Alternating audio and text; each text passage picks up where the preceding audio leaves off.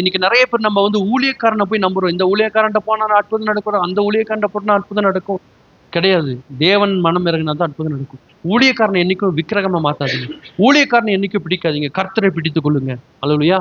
இன்னைக்கு நிறைய கிறிஸ்தவங்களுக்கு கூட நிறைய ஜனங்கள பார்த்தீங்கன்னா, ஊழியக்காரங்க முட்டாளா வச்சிருக்கிறாங்க.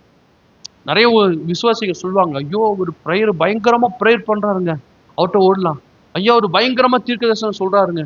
நிறைய பேர் இந்த தீர்க்கதரிசனத்த ரொம்ப நம்புவாங்க. அவரு பார்த்தாருன்னா, அப்படியே நம்மள பத்தி சொல்லிருவாராமா. ஏன் உன்ன பத்தி உனக்கு தெரியாதா? அல்லேலூயா. உங்கள பத்தி உங்களுக்கு தெரியுமா? தெரியாதா? அதே இன்னொருத்தன் சொல்லணும். எதுக்கு இன்னொருத்தன் உங்கள பத்தி சொல்லணும்? அவரு பார்த்தா அப்படியே உங்கள பத்தி அப்படியே அக்யூரேட்டா சொல்லிருவாரு. தேவையே நம்மள பத்தி நமக்கு தெரியுமே. நம்மள பத்தி தெரியாத விஷயங்கள தான் நம்ம தெரிஞ்சுக்கணும். நம்மள பத்தி எல்லாமே தெரியும். ஸ்தோத்திரம். நம்ம பேர பத்தி நம்மள பத்தி தெரிஞ்ச ஒரு காரியத்தை இன்னொருத்தர் சொல்றதுனால என்ன என்ன நடக்க போகிறது? அல்லேலூயா. என்னைக்குமே இந்த இந்த தீர்க்கதரிசிகள் பத்தி எனக்கு ரொம்ப நிறைய அனுபவம் இருக்கிறது.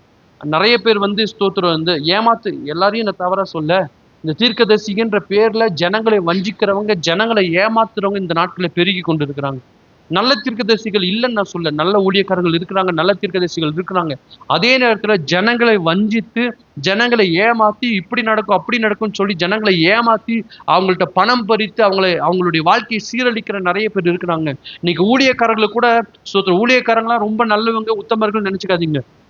நானும் ஒரு ஊழியக்காரர் தான் ஓப்பனா சொல்றேன். ஒரு முறை ஒரு ஸ்டேட்டஸ் ஒண்ணு பார்த்தேன். ஒருத்தருடைய வண்டியில ஒரு ஒரு ஃபோட்டோ ஒட்டியிருக்காரு. வண்டியுடைய பின்பகுதியில. என்ன தெரியுமா ஒட்டியிருக்காரு?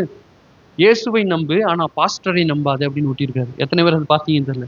அப்படின்னு ஏன் அவர் இப்படி ஒட்டியிருக்காருன்னா, அவர் அனுபவிச்சிருக்கார். ஏதோ ஒரு விஷயம் நடந்திருக்கு அவர் லைஃப்ல. அல்லேலூயா. ஸோ இன்னைக்கு ஊழியக்காரங்க ஏமாத்துற ஊழியக்காரங்க கூட இருக்காங்க பாருங்க. நீங்க நல்லவர்களை கண்டுபிடிக்கிறது ரொம்ப கஷ்டம். வெள்ளை சர்ட் போட்டு கருப்பு பேண்ட் போட்டா, நல்ல வேளை நீங்க வெள்ளை சர்ட் போடல நானு. வெள்ளை சர்ட் போட்டு கருப்பு பேண்ட் போட்டாலே நல்லவங்க, பரிசுத்தவான்கள்னு சொல்லி நீங்க நிறைய பேர் நினைச்சுக்கிறாங்க. இல்ல இல்ல. அவன் நிறைய ஊழியக்காரன்ற பேர்ல ஜனங்களை ஏமாத்துறவங்க, பணத்தை பறிக்கிறவங்க, ஜனங்களை வஞ்சிக்கிறவங்க நிறைய பேர் இருக்கிறாங்க. அதனாலதான் இன்னைக்கு நீங்க ஊழியக்காரங்களை குறித்து ஜாக்கிரதையா இருக்கணும். நீங்க ஆன்லைன்ல நீங்க மெசேஜ் பார்ப்பீங்க நிறைய யூடியூப்ல. எல்லா ஊழியக்காரையும் நல்லவன் நினைச்சிடாதீங்க. அதுல ஏமாத்துறவங்க நிறைய பேர் இருக்கிறாங்க. எல்லா பாஸ்டரும் நல்லவங்கன்னு நினைச்சிடாதீங்க. ஏமாத்துறவங்க இருக்காங்க. நல்லவர்களை கண்டுபிடிப்பது ரொம்ப கடினம். அதனாலதான் எல்லா ஊழியக்காரனை போய் போய் நம்பி நம்பி தலையை கொடுக்கக்கூடாது. தலையை கொடுத்தனா தலையில இருக்கிற முடி இருக்காது. அல்லேலூயா. ஸ்தோத்திரம். ஸ்தோத்திரம். ஆல் கிளியர் ஆயிரும். ஆல் கிளியர் ஷாம்பு போடாம ஆல் கிளியர் ஆயிரும். அல்லேலூயா. கர்த்தருடைய நாமம் மகிமையடைவதாக. அதனால நான் என்ன சொல்றேன்னா, எந்த ஊழியக்காரனையும் நம்பாதீங்க. எந்த தீர்க்கதரிசியும் நம்பாதீங்க. நம்ப வேண்டியது நம்பிக்கைக்கு பாத்திரவான் ஆண்டவராகிய இயேசு கிறிஸ்து மட்டுமே. ஒரு தீர்க்கதரிசி மூலமாக தீர்க்கதரிசனமான வார்த்தைகள் வந்தாலும், ஒரு ஊழியக்காரன் மூலமாக உனக்கு ஜெபங்கள் ஏறெடுக்கப்பட்டாலும், இறங்குகிறவர் அவர்தான். ஊழியக்காரன் உன் லைஃபை மாத்திர முடியாது. தீர்க்கதரிசி உன் லைஃபை மாத்த முடியாது. கர்த்தர் தான் உன் லைஃபை மாத்த முடியும். அதனால டைரக்டா சுவிட்ச் அங்க இருக்கும்போது நீ ஏன் வேற ஒருத்தரை போய் நீ அணுகி கொண்டு இருக்கிற? டைரக்டா அவர்கிட்ட பேசலாமே. இந்த அண்ணாள் பாருங்க, அங்க அங்க அங்க இருந்த ஒரு ஊழியக்காரன் இருக்கிறான், ஆசாரியன் இருக்கிறான். ஆசாரியன்ட்ட போய் ஆசாரியனே ஆசாரியனே எனக்கு குழந்தை இல்ல, ஏதாவது ஒண்ணு பண்ணுங்கன்னு சொல்லி எல்லாம் ஜெபிக்கல. அவ கண்ணீர் விட்டு கர்த்தரை நோக்கி ஜெபிச்சா. அந்த சத்தம் பரலோகத்துக்கு எட்டுனது. மலடியா இருந்து அவளை கர்த்தர் பிள்ளை தேய்ச்சியாக மாற்றினார். அல்லேலூயா.